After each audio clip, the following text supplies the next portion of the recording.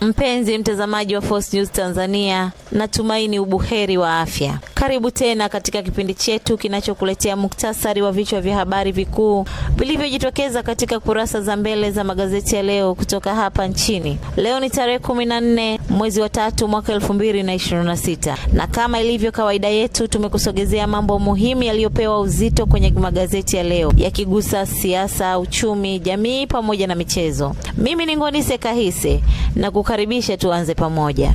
Na kabla hatujaendelea na muktasari wa magazeti, ni kukumbushe kuwa kipindi hiki kinadhaminiwa na sabuni ya Wakawaka. Sabuni hii imeboreshwa kwa virutubisho muhimu vya vitamin C na vitamin B6 vinavyosaidia kuitunza ngozi yako na kuifanya ibaki safi, laini na yenye afya kila siku. Miongoni mwa faida zake ni hizi. Kwanza, husaidia kung'arisha na kulainisha ngozi, kulinda ngozi yako dhidi ya matatizo mbalimbali ya ngozi, kupunguza chunusi, harara pamoja na madoa ya muda mrefu. Wakawaka, ng'ara kwa kujiamini kila siku. Na moja kwa moja nimeshika gazeti Nipashe, ambapo kichwa kikuu cha habari kinasema huzuni, boti yapinduka ziwani na kuua wataalam 7 wa afya, Rais Samia tuma salamu za pole, Siro aadharisha uimarishaji wa vyombo vya usafiri. Habari hii utaipata kwa uzuri zaidi ukurasa wa pili wa gazeti hili. Mwongozo wa kudhibiti gharama matibabu, dawa waandaliwa. Habari hii utaipata ukurasa wa 3 wa gazeti Nipashe.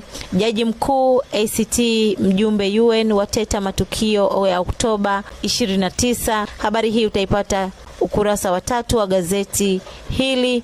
SMZ kupambana udhalilishaji wa wanawake na watoto, Tanzania ilivyoupiga mwingi kupunguza vifo vya uzazi. Habari hii utaipata ukurasa wa 4. Amkatia rufani aliyepewa adhabu faini ya shilingi 30,000 kwa kutishia kuua. Habari hii utaipata ukurasa wa pili wa gazeti hili. Na ndivyo ninavyohitimisha na gazeti Nipashe, na moja kwa moja naligeukia gazeti wa Machinga. Watumishi 6 afya wafariki ajali boti Kigoma. DC Chuachua aeleza namna upepo mkali ziwa Tanganyika ulivyopindua boti ulivyokuwa na watumishi 18. Rais Samia walilia tuma salamu za rambirambi. Waziri mkuu aweka jiwe la msingi mradi wa maji wa miji 28 Katavi. Habari hii utaipata ukurasa wa 3 wa gazeti hili. Na ndivyo ninavyohitimisha na gazeti wa Machinga.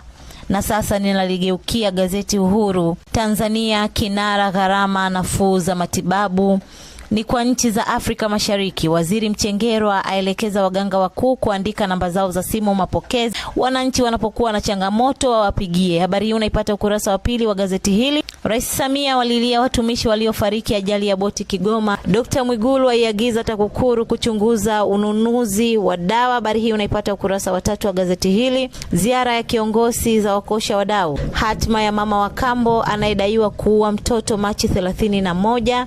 Na hapa kuna hii inasema maajabu ya mboga za majani kwa mwanamke. Hii ni makala utaipata humu katika gazeti Uhuru. Mlipuko Sudan. Hivi ndivyo ninavyohitimisha na gazeti Uhuru. Na sasa moja kwa moja ninaligeukia gazeti Habari Leo, ambapo kichwa cha kwanza cha habari kinasema serikali kudhibiti gharama za tiba dawa, kuja na mwongozo kutafsiri gharama hizo. Mwigulu aagiza uchunguzi ununuzi wa dawa.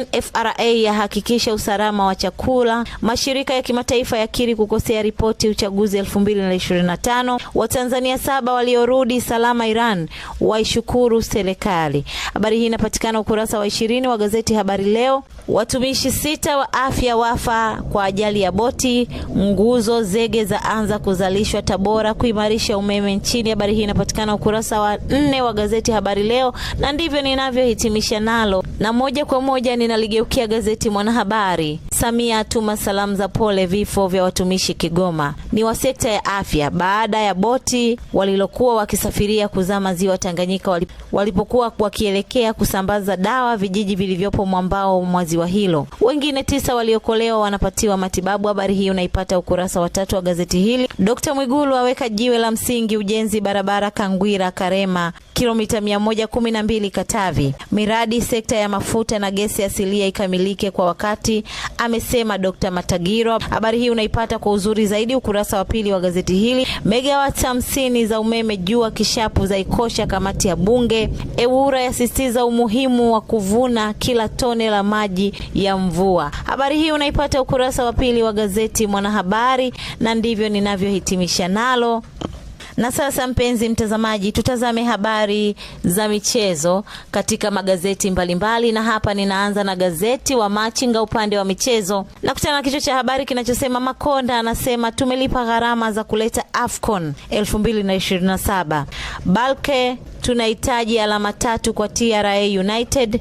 Ibenge Pedro wakuna vichwa Mzizima Derby. Kaizer Chiefs yataka huduma ya Nwabali. Ndivyo ninavyohitimisha na gazeti wa Machinga upande wa ukurasa wa michezo. Na sasa moja kwa moja naligeukia gazeti Habari Leo kurasa wa michezo. Makonda abana viongozi vyama vya michezo. Pedro aigeukia Azam. Mashujaa yalazimishwa sare nyumbani. Ndivyo ninavyohitimisha na gazeti Habari Leo upande wa michezo.